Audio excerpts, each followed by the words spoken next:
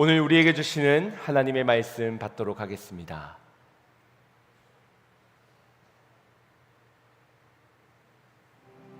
오늘 우리에게 주시는 하나님의 말씀은 사도행전 15장 1절에서 11절까지 말씀입니다. 어떤 사람들이 유대로부터 내려와서 형제들을 가르치되 너희가 모세의 법대로 할례를 받지 아니하면 능히 구원을 받지 못하리라 하니 바울 및 바나바와 그들 사이에 적지 아니한 다툼과 변론이 일어난지라. 형제들이 이 문제에 대하여 바울과 바나바와 및 그 중에 몇 사람을 예루살렘에 있는 사도와 장로들에게 보내기로 작정하니라. 그들이 교회의 전송을 받고 베니게와 사마리아로 다니며 이방인들이 죽게 돌아온 일을 말하여 형제들을 다 크게 기쁘게 하더라. 예루살렘에 이르러 교회와 사도와 장로들에게 영접을 받고 하나님이 자기들과 함께 계셔 행하신 모든 일을 말하매 바리새파 중에 어떤 믿는 사람들이 일어나 말하되 이방인에게 할례를 행하고 모세의 율법을 지키라 명하는 것이 마땅하다 하니라. 사도와 장로들이 이 일을 의논하러 모여 많은 변론이 있은 후에 베드로가 일어나 말하되 형제들아 너희도 알거니와 하나님이 이방인들로 내 입에서 복음의 말씀을 들어 믿게 하시려고 오래전부터 너희 가운데서 나를 택하시고 또 마음을 아시는 하나님이 우리에게와 같이 그들에게도 성령을 주어 증언하시고 믿음으로 그들의 마음을 깨끗이 하사 그들이나 우리나 차별하지 아니하셨느니라. 그런데 지금 너희가 어찌하여 하나님을 시험하여 우리 조상과 우리도 능히 매지 못하던 멍에를 제자들의 목에 두려느냐. 그러나 우리는 그들이 우리와 동일하게 주 예수의 은혜로 구원받는 줄을 믿노라 하니라. 아멘. 우리에게 생명의 말씀을 허락하신 우리 하나님께 영광과 찬양의 박수 올려드리겠습니다. 사람은 무언가를 값없이 받게 되면 기쁘면서도 마음 한편으로는 불편함을 느끼게 됩니다. 작은 선물을 받아도 내가 무엇으로 갚아야 할까를 생각하고 누군가 아무 조건 없이 잘해주면 왜 나에게 잘해주지? 혹시 다른 의도가 있는 것은 아닐까 의심을 하기도 합니다. 세상에서 경험하는 대부분의 관계가 주고받는 관계가 이루어져 있기 때문에 대가 없이 주어지는 사랑을 온전히 받아들이는 일에 익숙치가 않은 것입니다. 받은 만큼 돌려주어야 마음이 편하고 또 떳떳하다 생각합니다. 이런 마음은 하나님 앞에서도 그대로 나타납니다. 하나님께서 내가 너를 사랑한다 말씀하시면 그 사랑이 마치 내가 받을 만해서 뭔가를 잘해서 주시는 줄로 착각합니다. 또 십자가에서 너의 모든 죄를 용서하였다라고 말씀하시면 그래도 제가 무언가 갚아야 할 것이 있지 않겠습니까? 라는 불안감을 나타냅니다. 그러다 보니 우리는 십자가를 붙드는 대신에 기도와 헌신과 봉사의 구원의 영수증처럼 이와 같은 행위들을 모으려고 애를 씁니다. 십자가만 붙들기에는 뭔가 불안하고 아무 공로 없이 은혜로만 구원받는 것을 너무 쉬워 보이기 때문입니다. 그러나 우리가 값없이 받았다고 해서 그 은혜가 값싼 것은 결코 아닙니다. 우리가 값을 치르지 않았을 뿐이지 예수님께서는 자기 자신을 십자가에 내어주시기까지 모든 값을 지불하셨습니다. 그 선물이 공짜처럼 보이는 것은 우리는 아무리 애를 써도 치를 수 없는 그 값을 주님께서 대신 치르셨기 때문입니다. 그러므로 복음은 값싼 구원이 아니라 우리가 감히 계산할 수 없는 가장 값비싼 선물인 것입니다. 오늘 저와 여러분이 이 값비싼 선물로 말미암아 은혜로 구원함을 받게 된 줄을 믿으시기를 바랍니다. 우리 옆 사람을 향해서 이렇게 인사했으면 좋겠습니다. 예수님의 은혜면 충분합니다.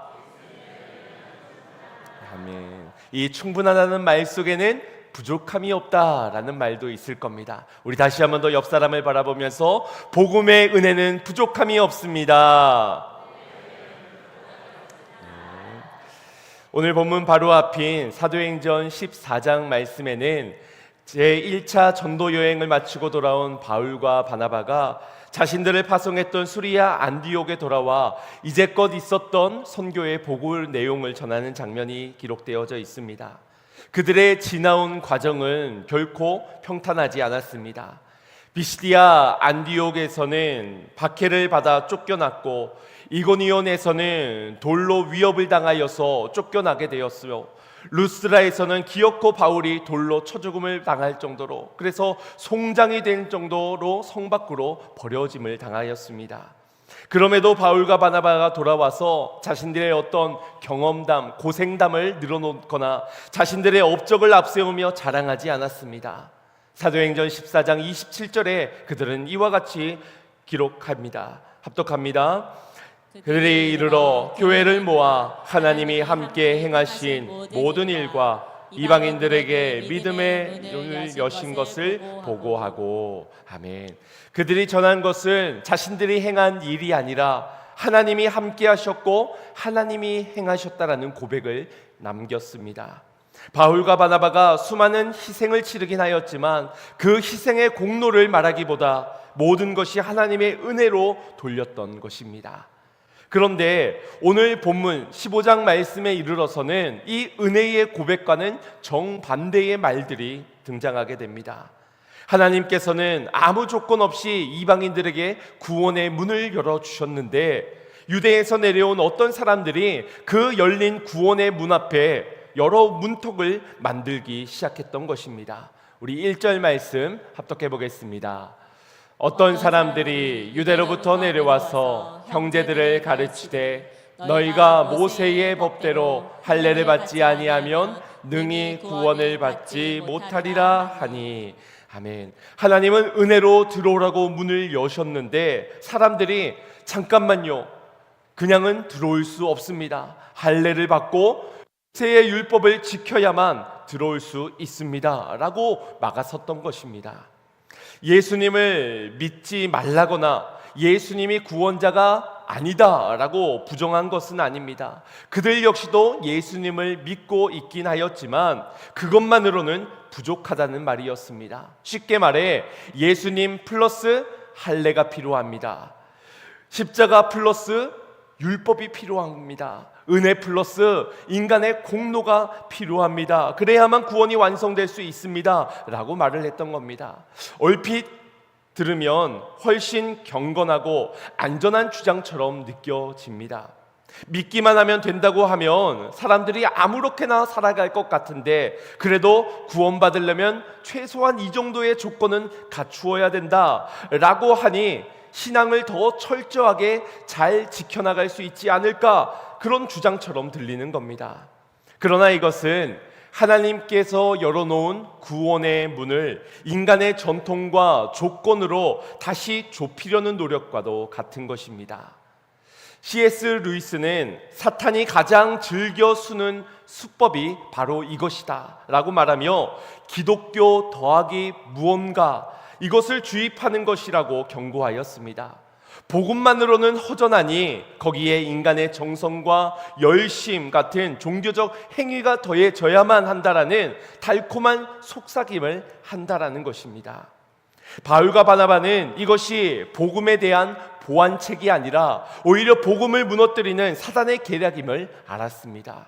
그래서 2절 말씀을 보면 그들 사이에 적지 아니한 다툼과 변론이 일어났다라는 기록이 있습니다. 여기 다툼이라고 번역되어진 스타시스 헬라어는 정권을 뒤엎는 반란을 의미합니다. 그러니 그냥 목소리를 높이면서 말다툼한 정도가 아니라 복음을 지키기 위해 목숨을 건 신학적 반동, 이 사단에 맞선 생존 투쟁을 벌였다는 것입니다. 우리가 평소에는 다투지 않는 것이 좋습니다. 개인의 감정 때문에 싸우고 자존심을 세우기 위해서 목소리를 높이는 것은 교회 공동체를 병들게 만듭니다. 하지만 복음의 본질이 흔들리는 순간에도 좋은 게 좋다고 침묵만 한다면 그것은 평화를 지키는 일이 아니라 진리를 버리는 일이 되어버리고 말 것입니다. 만약 할례가 구원의 조건이 되어진다면 예수님의 십자가만으로는 부족하다라는 뜻이 되게 됩니다. 만약 모세의 율법을 지켜야만 구원이 완성된다고 한다면 예수님께서 십자가에서 죽으신 사건으로는 불완전하다는 의미가 되게 되는 겁니다.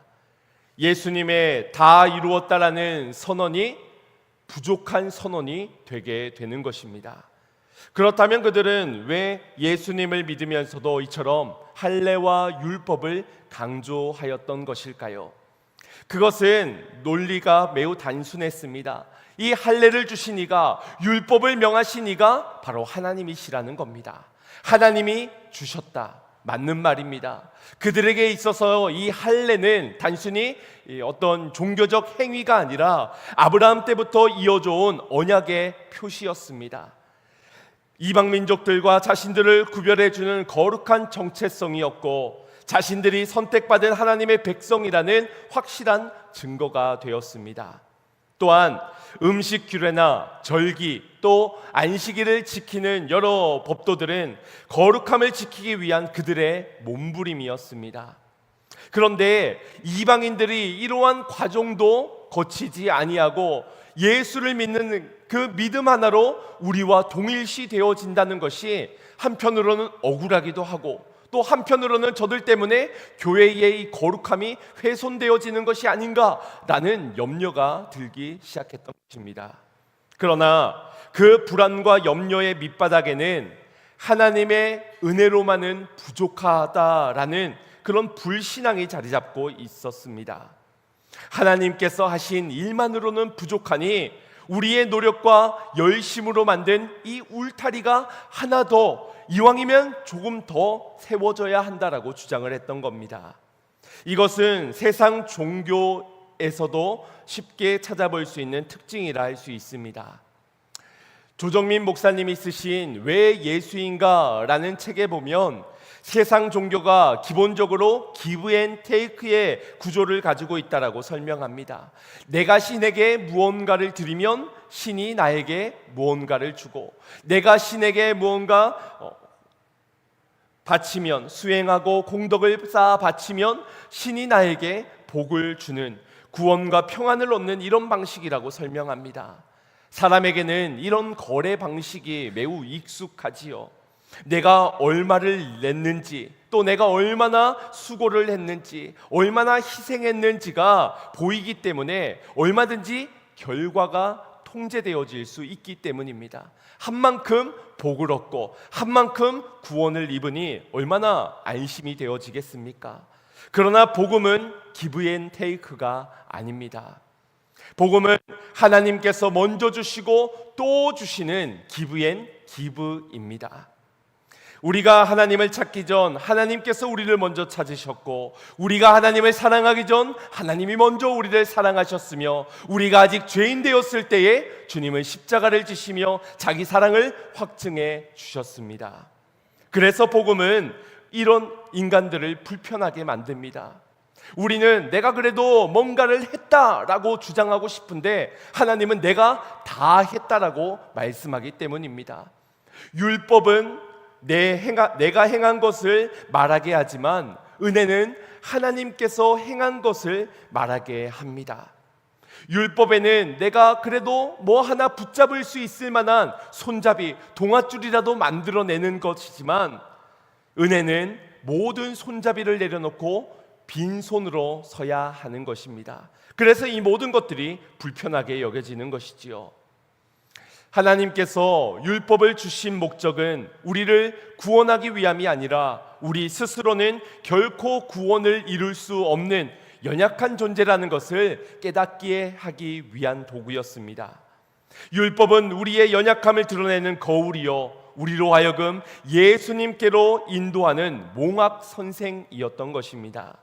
그런데 그 율법의 역할을 오래 하여 자신의 한계를 인정하기보다 더 열심히 지켜 하나님께 인정받으려는 수단을 삼았던 것입니다. 여기서 열심을 앞세우는 것이 바로 자기의입니다. 그러니 우리가 율법이라는 긴 터널을 지나는 중에 아무리 애를 쓰고 수고하여 달려보아도 그 끝은 도달할 수가 없는 것입니다. 그래서 바울은 로마서 10장 4절에서 이렇게 선포합니다. 합독합니다. 그리스도는 모든 믿는 자에게 의를 이르기 위하여 율법의 마침이 되시니라.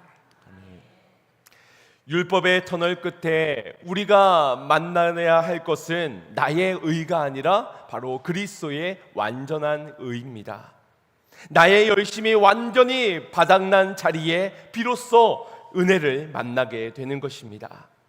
주님의 은혜는 우리의 의라고 앞세우고 자랑할 수 있을 만한 우리의 열심이 내려놓아지지 않고서는 결코 마주할 수 없는 것입니다. 예수님께서 들려주신 이 탕자의 비유에서는 아버지의 사랑을 발견할 수 있지요. 재산을 다 잃고 항복하며 돌아오는 둘째 아들에게 아버지는 그의 조건을, 자격을 따져 묻지 아니하고 그 아들의 모든 지위를 한순간 회복시켜 주었습니다. 은혜입니다. 모든 것이 은혜였습니다. 그런데 큰아들의 입장에서는 이 은혜가 견딜 수가 없는 것입니다. 나는 여러 해 동안 섬겼는데 라고 말하며 아버지에게 자신의 공로를 앞세웠습니다. 사실상 이 큰아들은 집을 떠나지는 않았지만 아버지를 사랑하는 아들로서가 아니라 그저 품삯을 요구하는 종처럼 그 집에 거하고 있었던 것입니다. 이것이 바로 율법주의자들의 모습이라 할 수 있습니다. 그들의 겉모습은 하나님을 잘 섬기는 듯 보이지만 마음의 중심에는 하나님과 거래를 하고 있는 은혜의 관계가 아니라 거래의 관계였던 것입니다. 예배했으니 복을 주셔야 합니다. 내가 이만큼 봉사했으니 우리 자녀들 복 주셔야 합니다. 자신의 헌신을 하나님께 내미는 청구서 정도로 생각을 하는 겁니다. 그러다가 기대한 결과가 나타나지 않으면 내가 하나님 앞에 얼마나 애를 썼는데 라고 원망이 생기게 되는 것이지요. 신앙 생활을 오래 했지만 마음에 평안이 없고 기쁨과 감사가 없는 이유는 이 때문일 수 있습니다. 예배도 드리고 봉사도 하지만 늘 우리의 마음에는 불안감이 시달리게 되는 것입니다. 하나님의 자녀가 마치 종처럼 이리저리 눈치를 살피면서 혹 버려지지는 않을까 그래서 순종하고, 혹 벌받지는 않을까 그래서 예배하고, 복을 잃어버리지는 않을까 그래서 헌신하곤 합니다. 복음의 은혜는 이미 우리의 종의 두려움을 아들의 자유로 이끌어 주었는데도 말입니다. 율법주의의 가장 큰 문제는 어떤 규칙을 지키는 데 있는 것이 아닙니다. 규칙을 통해 하나님의 사랑을 얻어내려는 태도, 자신이 다른 사람보다 조금 더 낫다라는 것을 증명하려는 태도가 문제입니다. 경건의 훈련은 너무나도 귀하지만 그 경건을 통하여서 자신을 자랑하려는 순간 그것은 곧 자기 숭배가 되어져 버리고 마는 것입니다. 오늘날 교회 안에서 할례 받으라고 강요하는 경우는 거의 없습니다. 그러나 전통이나 문화를 앞세워 특정 규칙을 강요하는 일들은 우리 안에 얼마든지 일어날 수가 있습니다.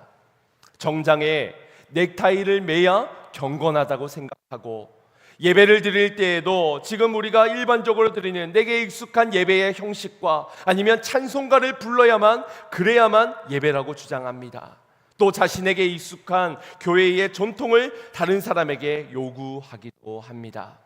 예를 들어 새벽 기도는 너무나도 귀한 경건의 훈련이지요.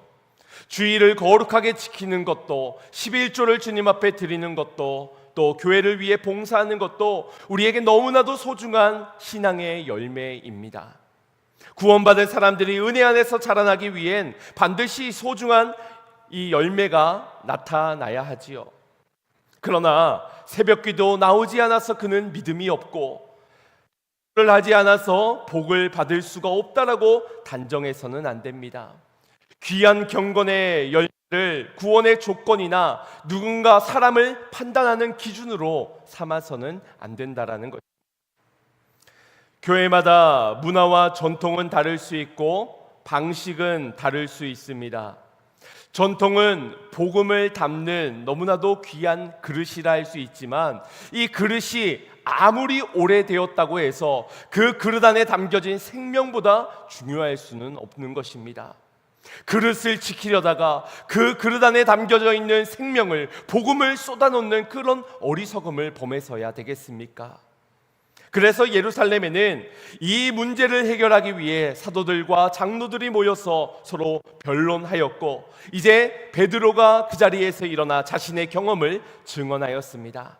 하나님께서 자신을 저 이방인 고넬료의 집에 보내셨는데, 내가 복음을 다 전하기도 전에 하나님께서 그들에게 성령을 부으시는 것을 경험하였다라는 증언을 하게 된 것입니다. 그들은 분명 아직 할례를 받지 않았고, 그들은 모세의 율법을 지키지도 않았는데 하나님께서 그들의 믿음을 보시고 성령을 주셨다라는 것입니다. 우리 8절 9절 말씀 합독해 보겠습니다. 시작. 또 마음을 아시는 하나님이 우리에게와 같이 그들에게도 성령을 주어 증언하시고, 믿음으로 그들의 마음을 깨끗이 하사 그들이나 우리나 차별하지 아니하셨느니라. 하나님께서는 사람의 외형과 민족 출신과 배경을 보지 않으시고 중심을 보시며 그 마음을 아셨다. 그들의 믿음을 받으시고 그들의 마음을 아시고 그들의 마음을 깨끗게 하셨다라고 말씀합니다. 하나님께서 이미 받아주신 그 사람을 우리가 무슨 권리로 거절할 수 있겠느냐라고 묻는 것입니다.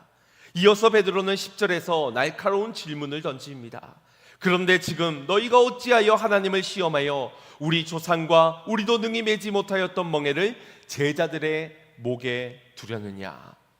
율법을 주장하는 사람들조차 그 율법을 완벽하게 지키지 못하였는데 어찌 자신들도 감당하지 못할 짐을 저들에게, 다른 사람에게 지울 수 있느냐라고 묻는 것입니다.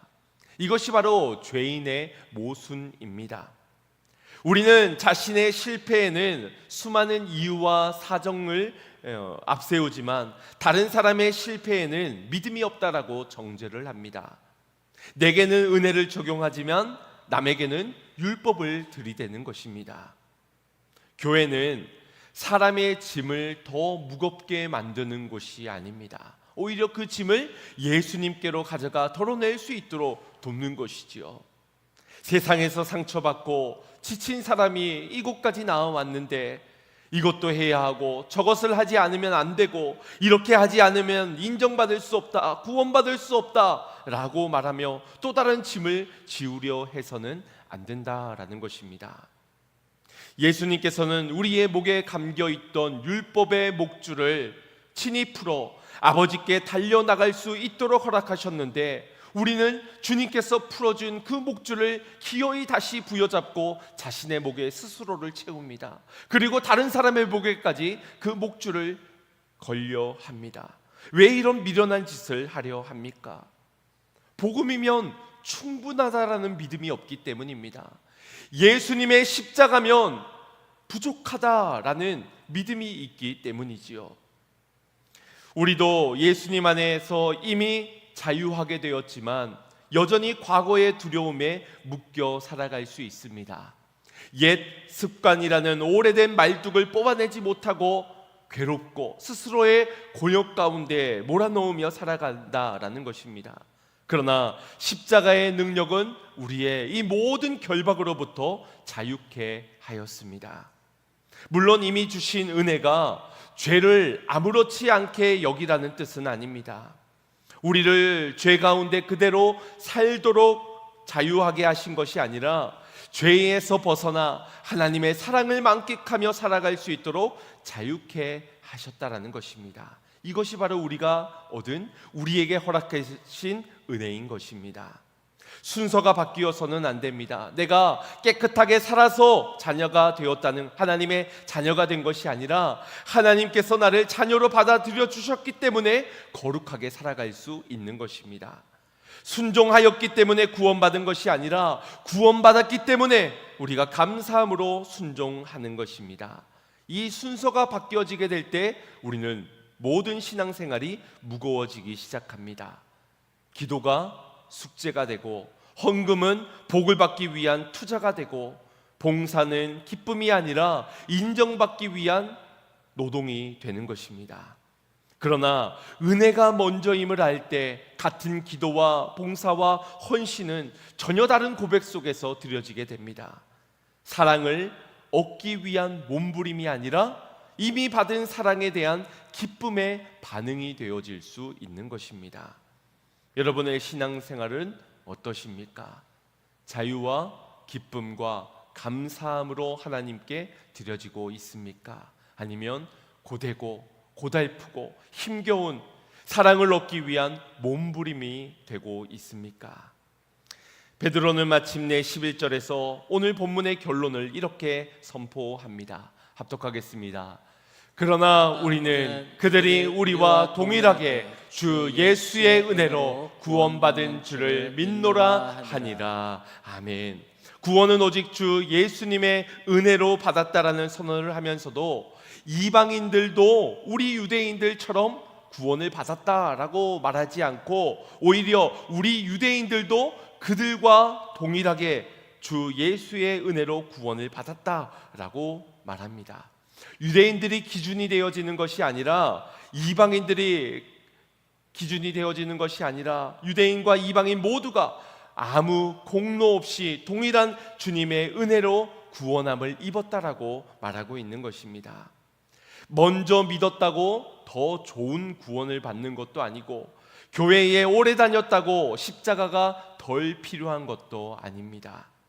누구든지 예수님의 은혜가 아니면 구원을 얻을 수가 없습니다. 오직 은혜, 오직 예수.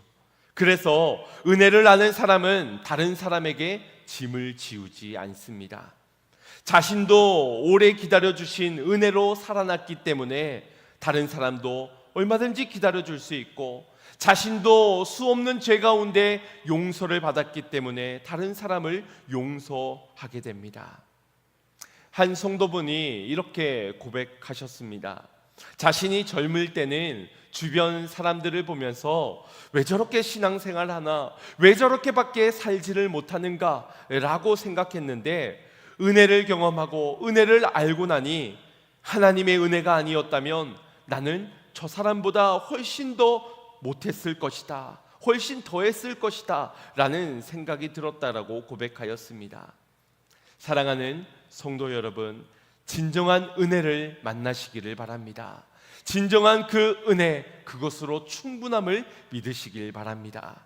부족함을 느낄 때마다 열심히 달려가지 마시고 십자가 앞으로 나아가시길 바랍니다.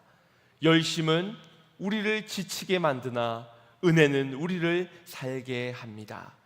율법은 우리의 부족함을 자각하게 해주지만 복음은 그 부족함을 가득히 채우고도 넘치게 합니다.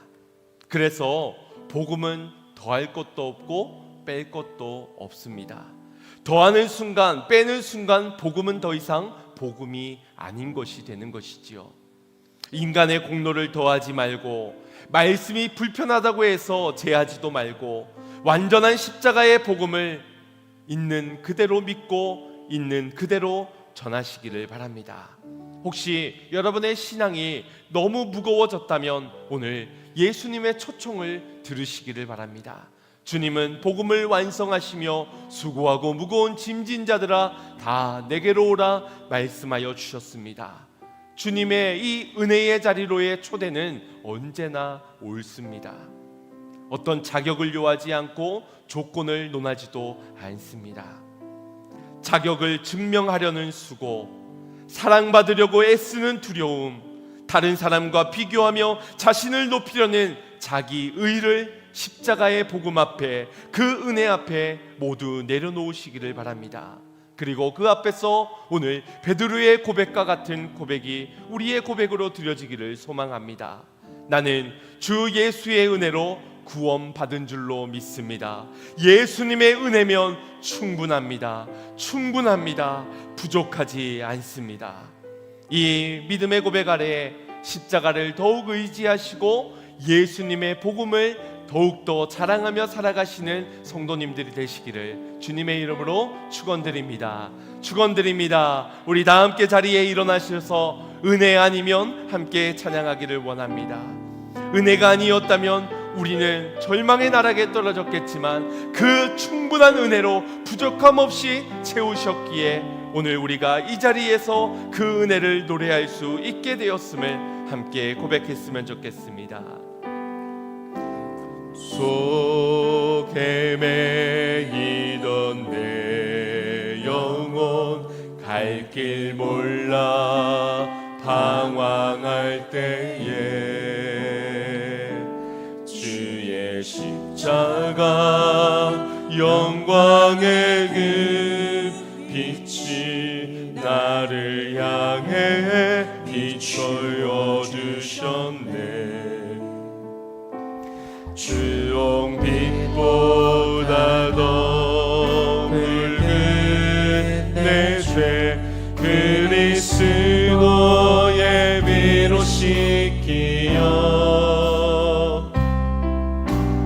완전한 사랑 주님의 은혜로 새 생명 주께 얻었네. 은혜 아니면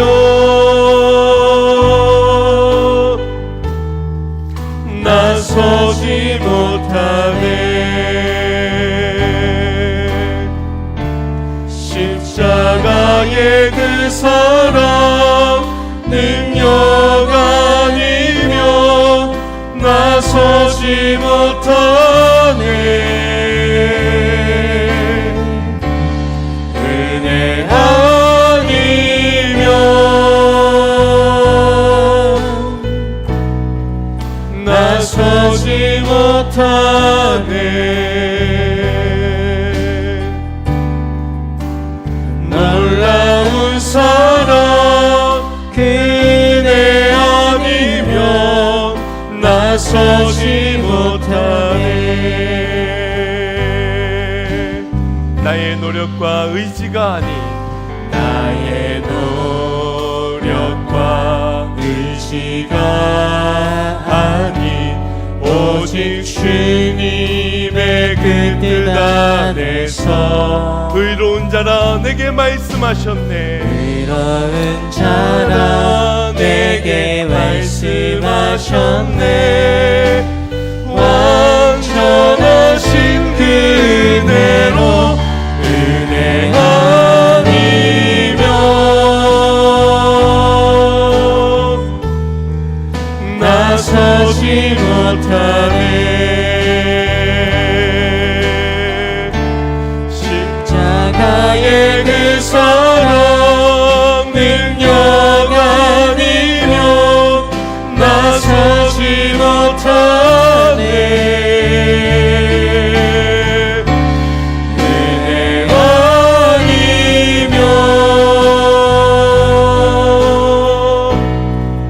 나서지 못하네.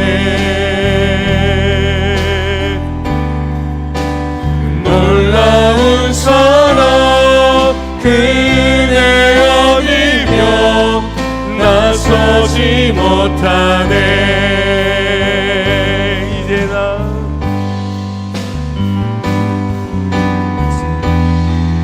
이제 나 사는 것 아니요 오직 예수 내 안에 살아계시니 나의 능력 아닌 주의 능력으로 이제 주와 함께 살리라. 오직 그대로 나 살아가리라. 십자가의 그 사랑 주의 능력으로 나는 서리라.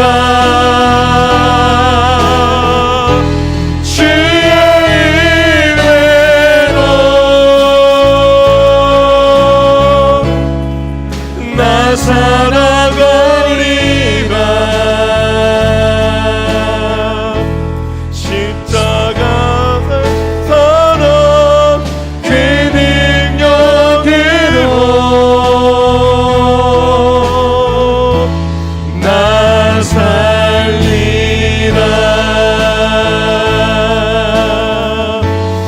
주님으로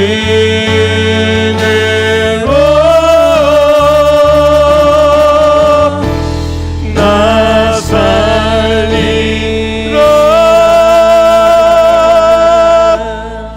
이 시간 주님의 은혜를 의지하며 그 주신 은혜에 감사하며 오늘 우리의 신앙의 방향을 한번 돌아보았으면 좋겠습니다. 신앙생활을 하면서도 지치고 피곤하고 고나여 어떻게 하면은 덜 할 수 있을까 인색한 마음으로, 때로는 염려와 근심 때문에, 불안하기 때문에, 때로는 교만하여 자기 의를 앞세우며 그렇게 복음이 아닌 것처럼 그런 믿음을 가지고 신앙생활을 하지 않았는지를 돌아보기를 원합니다. 주님의 은혜면 충분합니다. 예수님의 십자가 복음이면 부족함이 없는 줄로 믿습니다. 주여, 나에게 이 믿음을 허락하여 주시옵소서. 은혜면 충분하다는, 십자가면 부족함이 없다는 이 믿음을 가지고 담대함으로 기쁨과 감사함으로 순종하며 살아갈 수 있는 우리의 자유한 인생이 되게 해달라고 우리 함께 주여 한번 부르실 것 없이 하여 기도하겠습니다. 주여